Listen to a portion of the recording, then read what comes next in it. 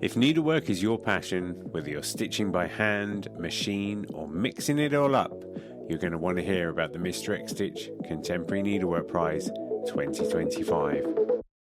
This prize celebrates the best in modern stitch, and it's open to creatives from all around the world, whether you're a student or an emerging artist or a seasoned professional.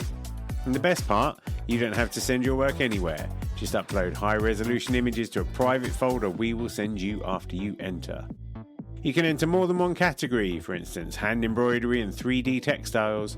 Just grab an entry for each one. And if you've got a student ID, you can get 50% off the entry price as well.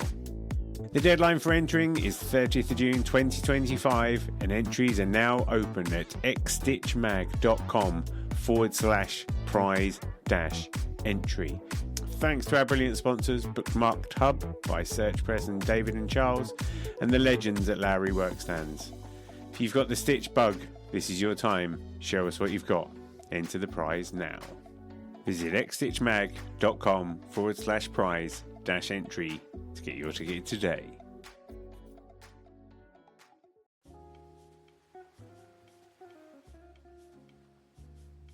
Woodlawn is a historical mansion based in Alexandria, Virginia, in the United States of America. It is the home to America's longest running needlework competition, this year entering its 61st year.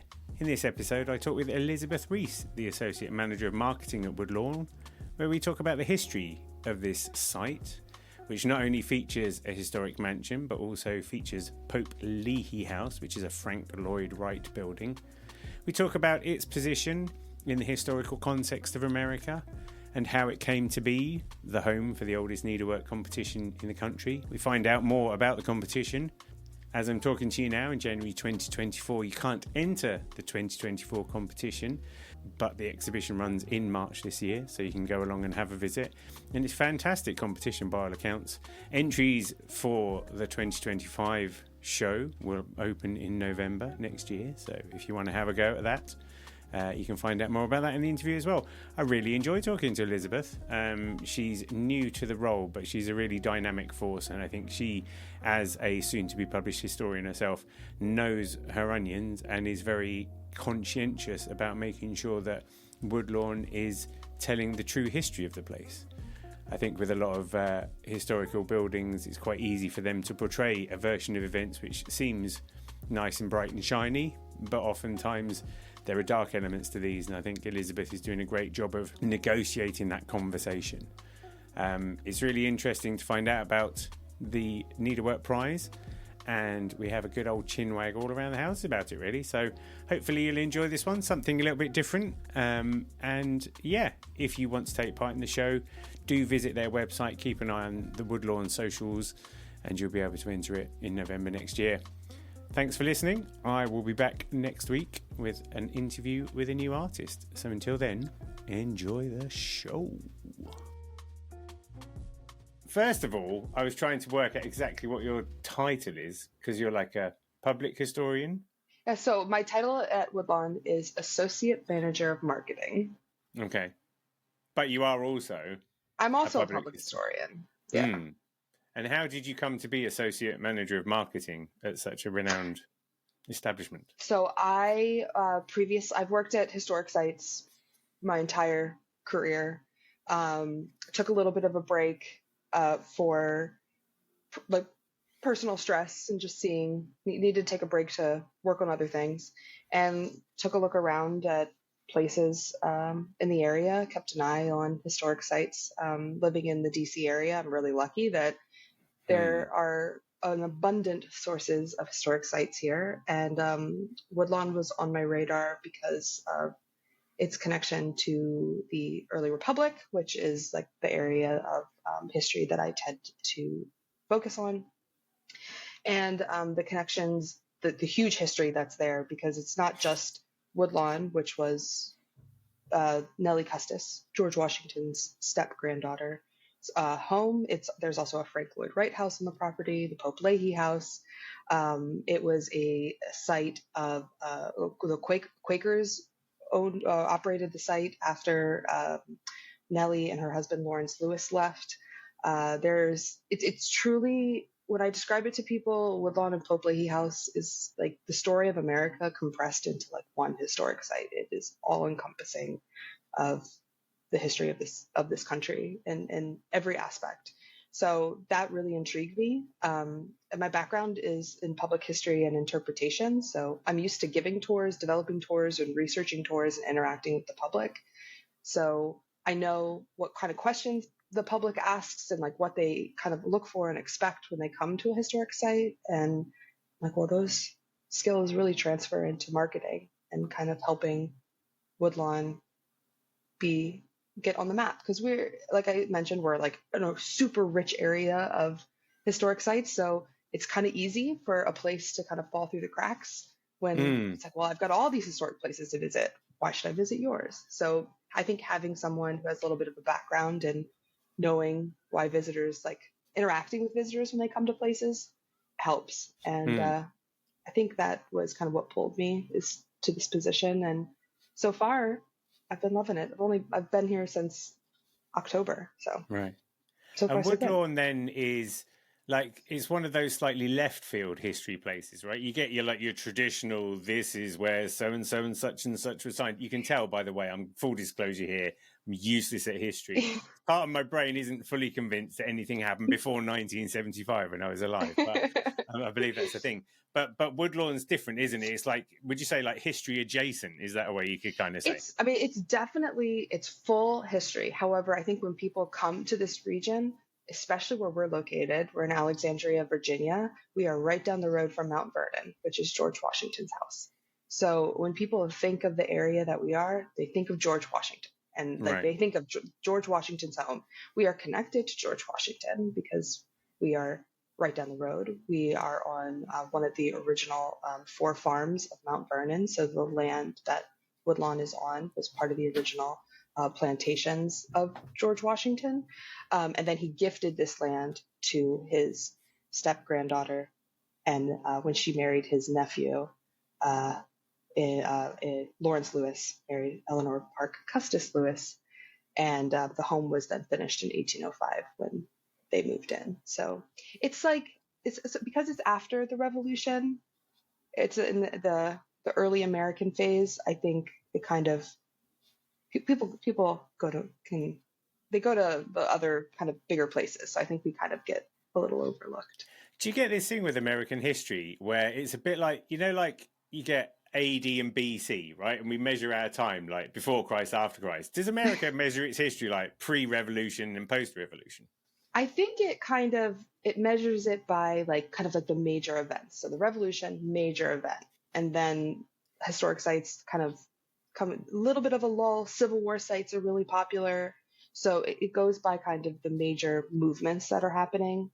So in between those, stuff is obviously still happening. And historians are working and books are being published and people are studying in between those eras. But in terms of historic sites, I find that those that are attached to like the big players, the big names, the Washingtons, the Lincolns, the Jeffersons, that's what people know. And so people are drawn to that. Right. So we've got, let's say, half an hour. Can you tell me the tale of Woodlawn? Yes. So Woodlawn and Pope Leighey House both operate as sites of the National Trust for Historic Preservation. Woodlawn is the first site of the National Trust for Historic Preservation.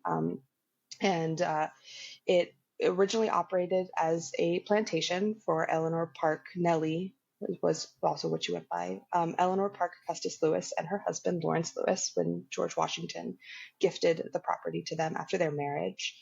Also on the site is the Frank Lloyd Wright designed Pope Leighey House, which was moved to the grounds of Woodlawn in 1965. So the Frank Lloyd Wright House is not original to the property, but it was moved once a nearby highway, I-66, was being expanded and it was imposing on its original location. So the Frank Lloyd Wright House was disassembled and moved to the property then and reassembled here.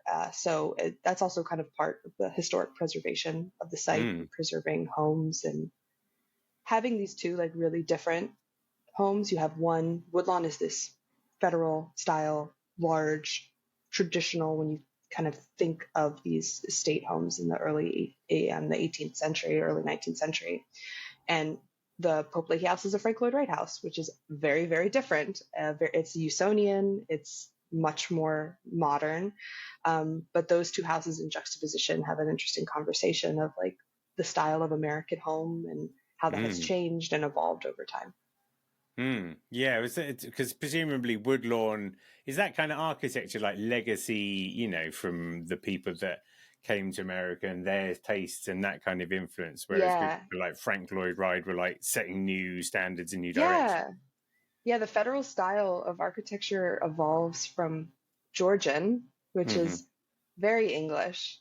So it's kind of how Americans took what they knew from like England and France and kind of made it American, and then how that evolves, really, really evolves in the next couple centuries with something like Frank Lloyd Wright, which is, I don't think anything that people that were building homes in the early 19th century could have really envisioned.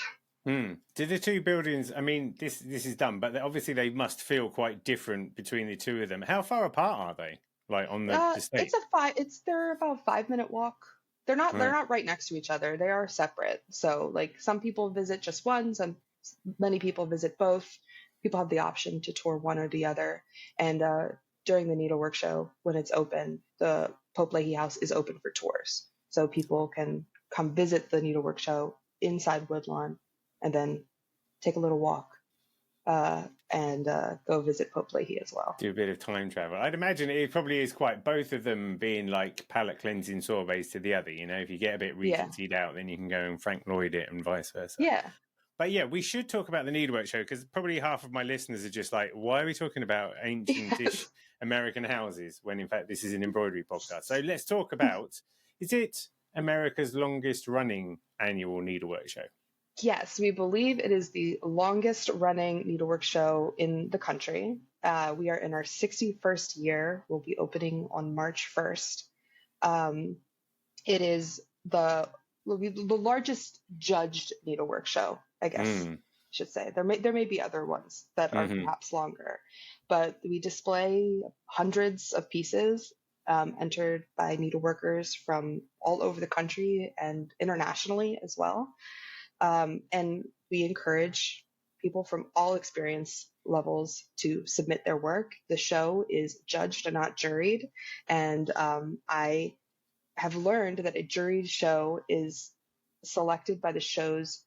If they have a jury or a committee, they get to choose what pieces are entered. Typically, not all pieces are chosen, but a judge show, all pieces that are submitted are entered and then judged in their respective categories.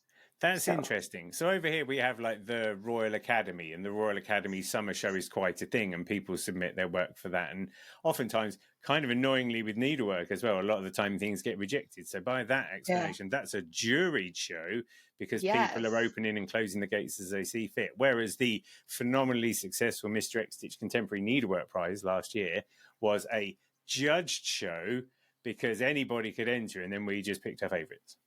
Yes. And with Woodlawn, our mission for the site itself and the programs that we do is to engage with the community. We want to preserve history and care for nature. And it's a former site of enslavement at plantations. We're very, at Woodlawn. So we're very conscious of the work that we do here, the stories that we're telling, and making sure it is inclusive.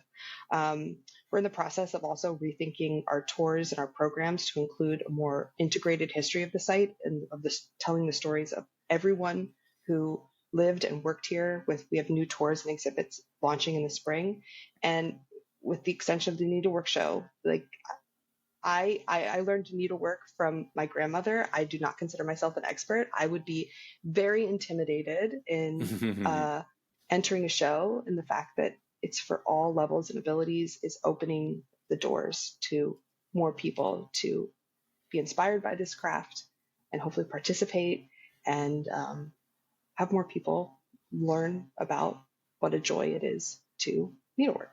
We're talking in January 2024 now. the entries for this year's competition are kind of the entry windows closed, right? Yes. So the entry window to mail in submissions closed on January 15th.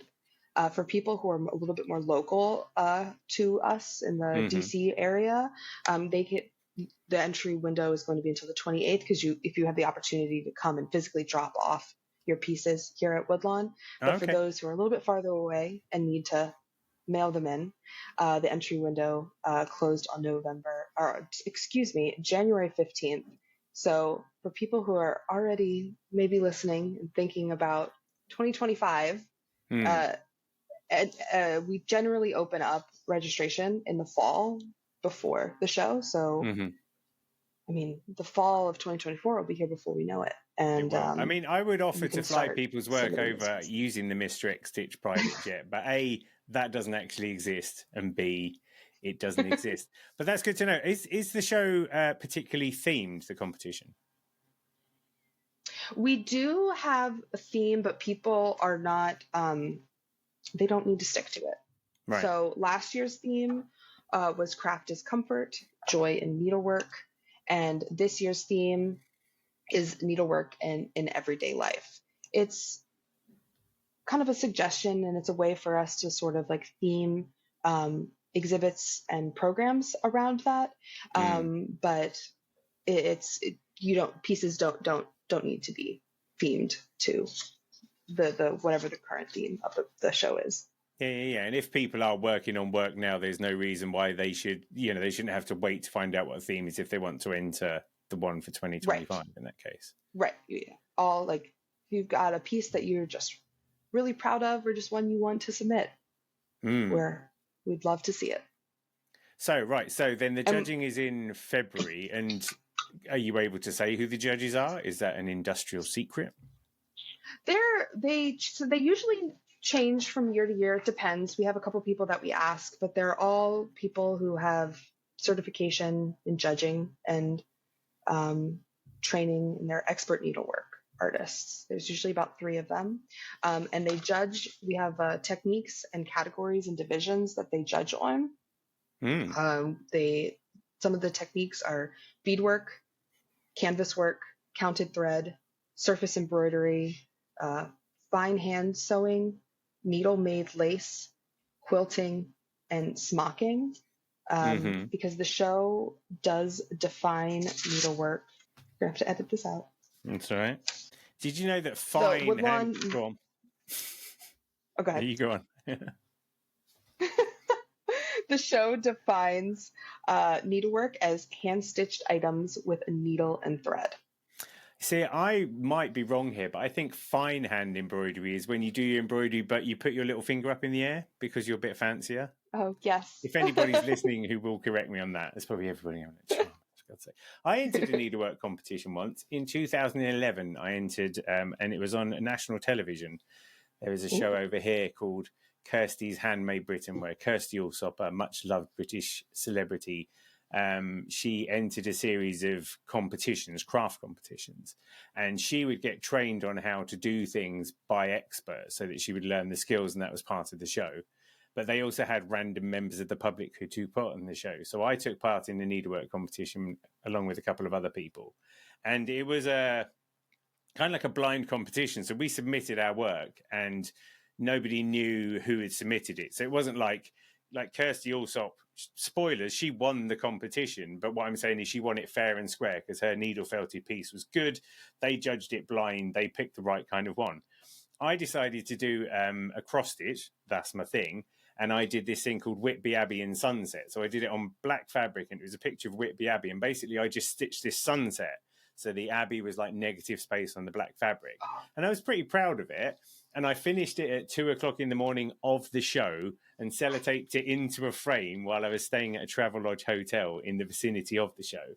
Went and hung it up and stuff. But what nobody ever really told me was that part of the secret to success was having a variety of stitches. So even though my pattern looked amazing, it completely tanked because it was just cross-stitch and hastily done cross-stitch and all of that sort of thing at the time. But what kind of happened was because people had like seen me on the show and kind of gone along my journey a little bit, what they also then thought that and it sort of happened, unfortunately, quite a lot with Kirsty shows, was it's like she was taught by experts. And so, in a way, when she won, everyone was like, well, of course she won because she was taught by experts, which wasn't the case. You know, it was judged fair and square. But as a consequence, there was a sense of injustice on my behalf.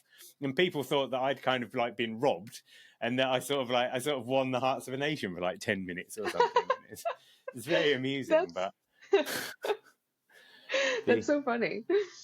But needlework competitions are tough. Yeah, I mean, it seems intimidating because, like, not only are there techniques, but there's categories within the techniques. There's an original design, an adaptation of a design, or a commercial design. So if you're creating a piece, if you're adapting a piece, maybe from like a painting or a photograph, and you're using that as a model, or if it's a commercial piece and you're using a pattern or a kit. And then within the divisions, there is an adult, so anyone 18 or older, senior is 70 years or older, and junior, 17 years or younger. Oh, and cool. Then within juniors, they're divided into divisions within junior of 9 and under, 10 to 13, and 14 to 17. Oh, cool. So, and even encouraging really young stitchers. So like within all those categories, there are subdivisions, and in addition to even those, there are special awards that are given as well. And the majority of these are done on the judges choose based on expertise and like technical skill.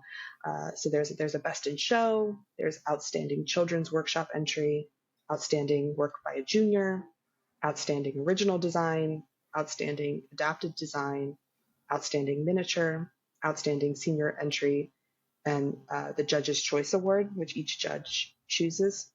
We also have two awards that are a little bit different, two special awards. One is the Director's Award, which is chosen by our executive director, Sean Halifax. So he's the executive director of Woodlawn and Pope Leighey, and he tends to look at the messages of the piece, not necessarily on like the technical skill, but like thematically, how maybe how they relate to the message of Woodlawn, how the story of the piece and the person who stitched it, how that resonated.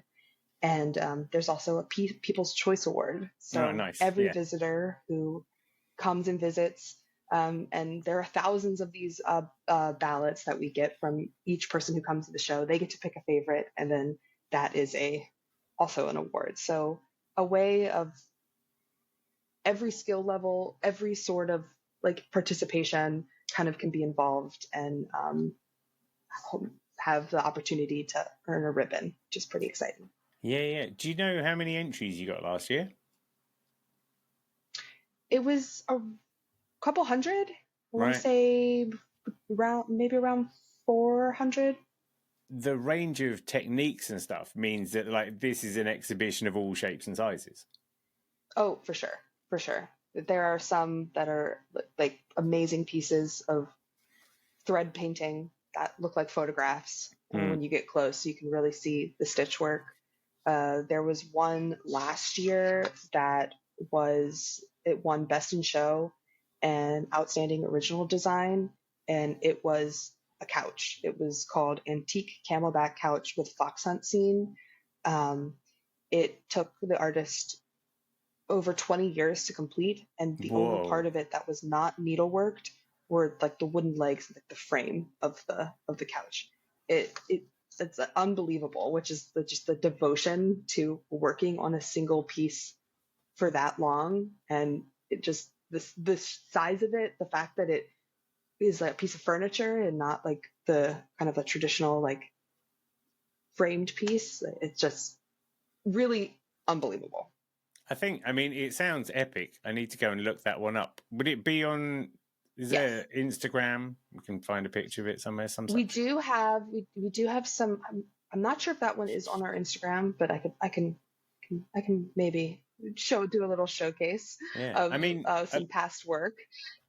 A lot of needleworkers, quite frankly, would attest to the fact that it's one like many people have got works in progress that would be 20 years old. Spending 20 years on a piece of work is not unfamiliar, but finishing the piece of work after 20 years, that is indeed worth a prize in and of itself, let alone, exhibiting it. That's amazing. Yes. That's so good.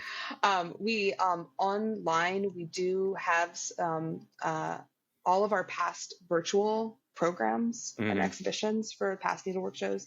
That is online. We also do have some virtual programming for this year as well. I saw that. Um, You've got Ru- Ruth Tabernacle. yes. Yes, we do. Yes, we do. So she is doing a virtual program on March 23rd at 4 p.m. Eastern Standard Time. It is open to the public, and she is discussing What Linens Know, which is an exhibit that we are also having at the Woodlawn Needlework Show this year, which is exploring some unconventional concepts of artistic medium and including the using reused dried tea bags to make kind of everyday items, which is just this just so amazing. Like it's the coolest thing to incorporate needlework into stuff, which encapsulates this year's theme of Yeah, needlework yeah, no, I really like in that. And everyday the life. thing is at the back of my brain, I've been trying to think. There's a few artists who've sprung to mind when you talk about the domestic. Like I can think of a few artists who've done great things in terms of just elevating. You know, there's a lady called Jennifer Bow, and back in the day, she did things that were almost like it was a mashup between religious iconography and almost like retro cookbooks or something, you know, just like bringing these things together and making high priestesses out of like domestic That's situations so and stuff. cool. There's quite a few people, and there's somebody else, and it's annoying me because her name's escaping me, but she's nearly finished doing a tumbler filled with whiskey, and it's just embroidered, but her ability to do transparent glass and reflection and all of those sorts of things is unparalleled, and it's driving me mad that I can't think of her name.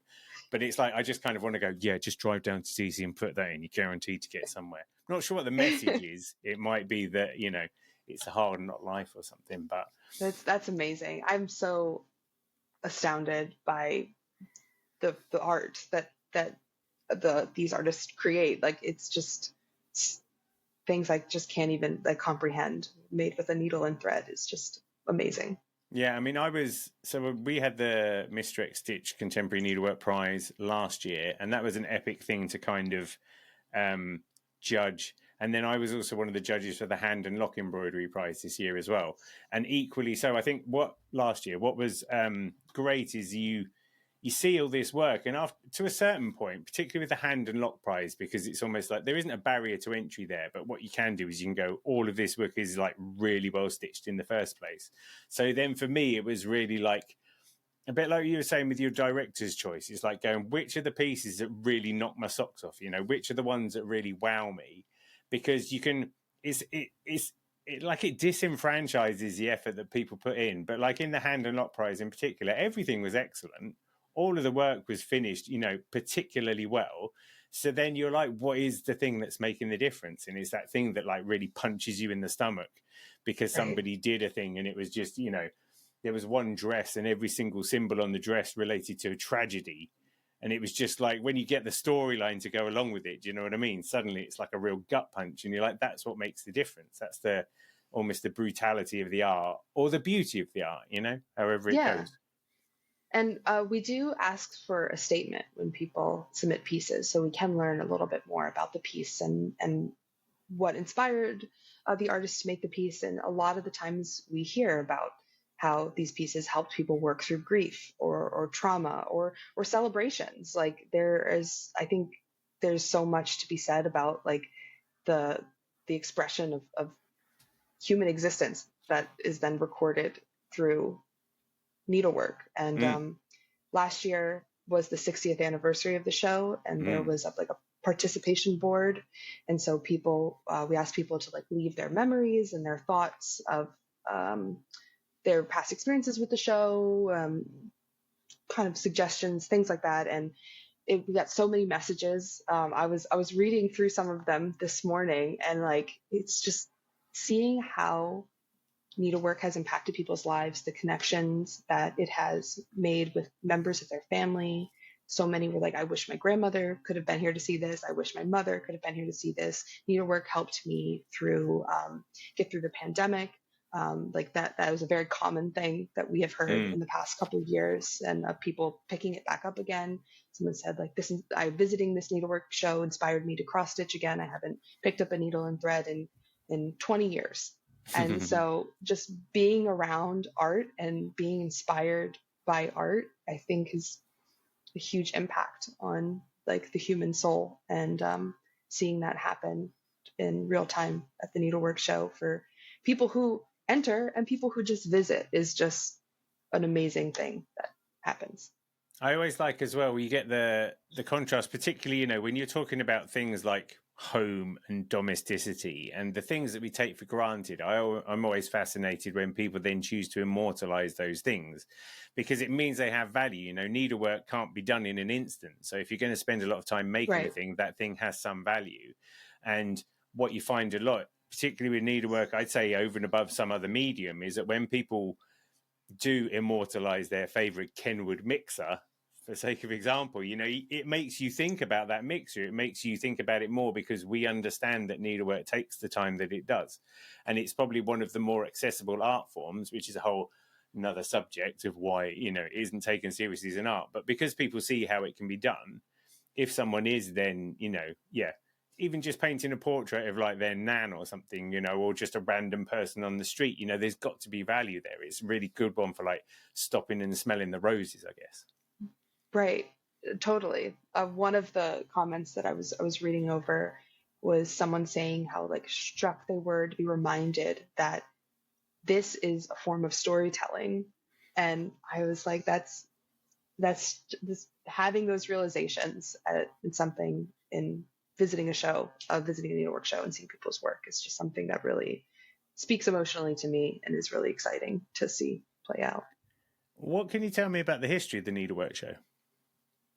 I can tell you a lot about the history of the Needlework Show. The Needlework Show, the Needlework Show started 61 years ago. It was established by the founders, Adelaide Bolte and Emmy Pinky Matheson, are the names of the two founders. They were very interested in needlework. They were interested in historic preservation. And so Woodlawn was a combination of these two things. Nellie Custis Lewis herself was a needleworker. We have a lot of her pieces in our collection. She learned needlework from her grandmother, who was Martha Washington, who we also have some pieces of hers in our collection as well. So they formed Nellie's Needlers, which is a volunteer group organization that helps to support Woodlawn and the Needlework Show. So the Nellie's Needlers are going to be celebrating their 50 years of anniversary in 2025. And they would love to mark this significant anniversary by having submissions from all 50 states in the United States and 50 countries from around the world in the show next year. So in 2025, that's the big goal for next year's show. The show is the largest fundraiser for Woodlawn. And I think it's endured because it's just created a long-lasting community of people who share common interest. It honors the site's mission with engaging our community and contributing to community repair. As I mentioned about the notes I was reading from visitors last year about how this is a generational thing for a lot of people. And I think the show is a physical example of that. Yeah, I think that's the interesting thing, isn't it? The show's been going for so long that, you know, there will be people who submitted work to earlier shows whose grandchildren are potentially getting involved in it now. And I mean, that's a pretty amazing thing to have in terms of a tradition. Yeah. I think in a world where so much is so fast, needlework, like you mentioned, takes time. And it's something that if you want to see it to fruition, it might take decades to finish a piece. And so having this time of to slow down and remembrance and think about the people who may have taught you how to sew, or it's a kind of the threads that bind, not to be corny, but I think it's woven into the history of the place. Exactly. The problem with needlework is there's so many analogies that you can't help but sound a bit cheesy when you say them, but Here's a question. Exactly. How much has the Needlework Show influenced the story of Woodlawn? And the reason I mention that is that I'm aware that you've also got the Arcadia Farm, and you also do the writing courses, what's it, in a loop. There you go. And both Yes. of those things are quite slow and considered and reflective and harken back to a more agro-domestic way of being. And I wonder whether those things, whether there's a recognition that Woodlawn's been around for a long time and it did have, it's got a history of working with the land in various forms. And I wonder whether these things are part of that, I wonder if you can speak to that. I have honestly never thought about that. Yeah. That is a good question.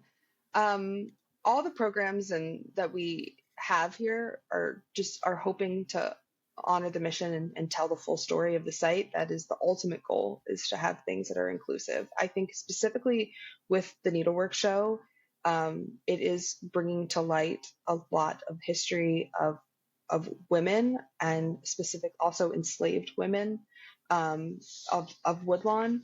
There was a piece that was an original cross-stitch design by one of the members of Nellie's Needlers. It's called Know Their Names, and it was the names of the enslaved women who lived and worked at Woodlawn.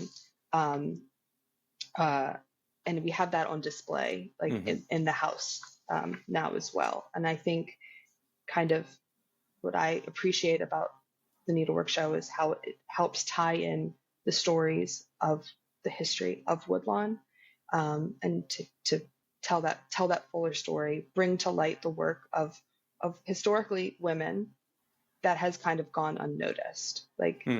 Needlework, I think, is an example of that, where was something that had to be done. Clothes had to be mended. Things like you needed these items, and women were the ones doing it. And in American planter society here in Virginia in the 18th, early 19th century, it would a lot of times be enslaved women who were doing this work. And it's historically not recognized and not really seen. So I think opportunities for the show to kind of bring that to light is also helpful in contextualizing the history of the house as well. Was it that the short history of America, I did history A-level, and I'd like to shout out to my history teacher, because I was going to apply to do a history degree. And in the second year of my A-level, he took me into his office one day and went, "Jamie, are you sure you should do a history degree?" And I sort of went, "No, probably not." And I didn't do a history degree. And that was probably the most profound conversation I ever had in my life. But I'm very well aware that we get told what history is, don't we? Certain books are written at certain times, and before they're accepted as gospel. So I guess it's quite important to tell the real story of the United States of America, right? Not the marketed version of it. But then I wonder how difficult that is in the kind of context of you've got a building with such a strong history. I'm guessing it's a very delicate balance to reframe the history of that building. Yeah, I think what the benefits of physically visiting a site over reading a book, I think reading, if reading is all that you have to learn about what happened, that is incredibly important. But if you have the opportunity to visit a historic space and be in the space, interact with the space, and our guides and who work here are the term is interpreters. So you're interpreting this space to contextualize it for the visitors. It allows for conversation. It allows for thinking. It allows to have these discussions in the space where it happened. I think that's one of my favorite ways to interact with history with people. It's one of my favorite ways myself to learn about history, is being there physically. Gives a much you have emotional connection with the space. And then if you add an element of needlework where I do needlework, they did needlework. There's a something that is shared in common. That's an even deeper connection. So I would hope that people come to visit the show, and people will then stay and love to learn about Woodlawn and would come back and visit on tours. I think that would be just the ultimate success story of like being inspired by the work that is being done here. Yeah, yeah, and it feels like there's a real honouring of the traditions. I think that's what I was getting at with the thing about, the fact that you're also growing food on the land, and you're also encouraging Mhm. people to write stories. These are very old traditions, and sometimes you feel like the modern world has gone, no, you don't need to grow your own food. We can get it out of a machine. We can grow it in a lab or whatever. But I think we're all slowly starting to realise that things like taking the time to make things and taking the time to tell stories and taking the time to grow your own food, these are like intrinsic and ever more important crafts. And I think it's really Right. interesting that those are the ones that are coming out of that site. It feels like you're holding on to the right bits and kind of just, just keeping a hold of them as the world wavers around you. Yeah, I think it's important to reflect on history and learn from history. There's the saying of like those that do not learn it are doomed to repeat it, and I think having the opportunity to learn more by being at a site is just so powerful. Yeah, no, it's good. So the exhibition, the Needlework exhibition runs from when until when? So the show runs from the show runs from March 1st through March 31st. It is open every day except for Tuesdays. Mm-hmm. I mentioned before, Pope Leighey House is also going to be open for tours during this time, although the Needlework Show is not on display at Pope Leighey. People who are visiting the site for the Needlework Show will have the opportunity to tour, so you can see some needlework in a Frank Lloyd Wright house at the same time. We also have during this is the Nellie's Cafe, which is run by the Nellie's Needlers. It is the only time that a restaurant is going to be on site for guests during the year, and it is a very popular thing that happens during the Needlework Show. And there is more information on our website at woodlawnpopeleighey.org if people are interested. And if you have any more questions, you can email us and we will get right back to you. After the show, you guys have also got quite a lot of other... So you've got your virtual talks, but then you do ongoing exhibitions and you have workshops as well, don't you, for the rest of the year? Yes. Yeah, we have a couple in-person programs during the show as well. So throughout the month of March, we will have some in-person programs. One is with Youngmin Lee. She had a virtual program last year, which you can find on our website and our YouTube channel. It was so popular that we asked her to come in person. And she teaches how to construct a lotus leaf shaped sangbo that you can use in daily life, which is using Korean techniques, needlework techniques to create this. We also do special tours of the show, which are hosted by a member of Nellie's Needlers and Woodlawn staff. So it is truly combining the needlework and the history of the site together into like one experience for people. And the Nellie's Needlers also host beginner needlework workshops. So there are 3 throughout the month of March. One is on counted cross stitch, one is on canvas work, and one is surface embroidery. And they host classes throughout the year, but these are the 3 that they'll be hosting during the Needlework Show to encourage beginners of all ages to learn how to needlework and be inspired. Amazing. I might be a bit biased, but I do think that the counted cross stitch is the sort of thing that can change a person's life. So I would encourage people to do that. And once they've done that, don't forget there's an excellent magazine called X Stitch that people can get if they want as well. That sounds good. Right now. So now I'm going to ask you 4 questions that are very important.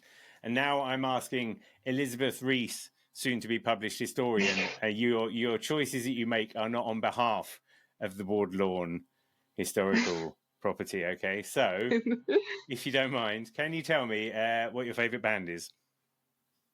My favorite band is The Clash. Ah, pretty badass. Why is that? I discovered them when I was 13, and Joe Strummer spoke to my 13-year-old soul.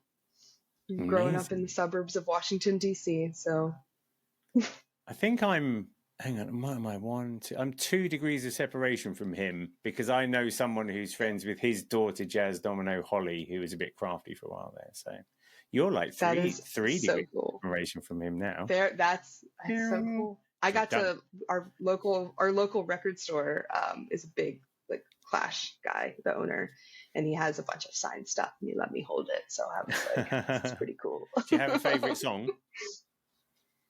My favorite song is Clamp Down, Mm-hmm. but there's really no bad Clash song. Love it, love it. Okay, favorite book? My favorite book is Burr by Gore Vidal. It is a historical fiction book about Aaron Burr, and it is just fantastic. I reread it all the time. Okay. Aaron Burr, is he another president? He was not, well, he was vice president. Right. He's mostly well known for killing Alexander Hamilton in a duel. So See, now yeah. this is embarrassing as well. I've only watched the first half of Hamilton, the movie. Probably am going to have to go and see it, like for I'm real. sorry to have see the whole spoiled thing. the ending No, for you. no. But that was like in my head. I'm just like Aaron Burr, Aaron Burr, Aaron Burr. I know him, not to be confused with Bill Burr. Very different kind of setup with that guy there. That's good. Okay. Favorite. I think I know what the answer to this next question might be, but favorite film? My favorite film is Star Wars, and if I had to pick one, it would be the original. The original Star Wars. Let's talk a little bit about Star Wars. It means a lot to you, right? Word on the street is you've got a Star Wars tattoo. I do. I love Star Wars. Why do you love it so? What is it that really gets you about it? It is so different from my life. It is true. Like my world is steeped in American history, and I think this is probably one of like the farthest things, like visually, like that you could go from it. And it is I like the escapism of it. And even though it's still like there's still elements that it's like, oh, there's history and there's politics and there's things like that, but I love it. I was trying to work out, I don't know enough about history or indeed Star Wars to see whether there are any parallels, but it would be quite funny. Maybe the Nellie's Cafe is something like the Mos Eisley Space Bar or something. You can see that's my knowledge has just ended there, really. Okay, that's good. And then finally, is there an interesting fact about Elizabeth Reese that not many people know? I feel like most people know a lot of things about me. I don't know. That was the one that I had the most trouble thinking of when I was looking. I don't know. You see, you say that, and we get that. I asked this question of a lot of people in a lot of circumstances, and they always go, "Oh, there isn't anything very interesting." And then they'll go, "I mean, I studied clown school in Paris for 4 years." I do have one. I have one. There you go. There you go. Go on. I trained for the Olympics for a year. There you go. God, it takes a bit of effort to get these out of people. Please and I decided, expand. No. I was a swimmer. Mm-hmm. I'm from near the area where Michael Phelps was from. So like growing up swimming is like, well, you got to do it. Mm-hmm. The hometown boy is the greatest Olympian ever. So you got to swim. And I was good at it, but I was like, I can't devote my life to this. I want to have friends, and I liked riding horses and playing with my dog more. So I was like, no, it's thanks. not like the most social thing, is it? Because presumably you just spend half of your time just not hearing anything other than your heartbeat or whatever. Yeah. I originally I agreed to it because I was like, oh, I can my mom's like, you have to do a sport. And I was like, okay, I'll swim because you don't sweat. Like you're in the water. Right. That was my reasoning behind it. And then it evolved into something I did until I was 18 years old. Really? Wow. What was your stroke? I was a freestyle and backstroker, but mostly freestyle. 200-meter freestyle was my race. Yeah. Is that like the sprint version, or is there a 100-meter freestyle? Is there 200 meters is shortest? There's 100-meter too. Right. Yeah, I did 100-meter as well, but 200 was like a good sweet spot. It's like just going gang. You must have been aerobically sound. Do you still swim? No, I should though.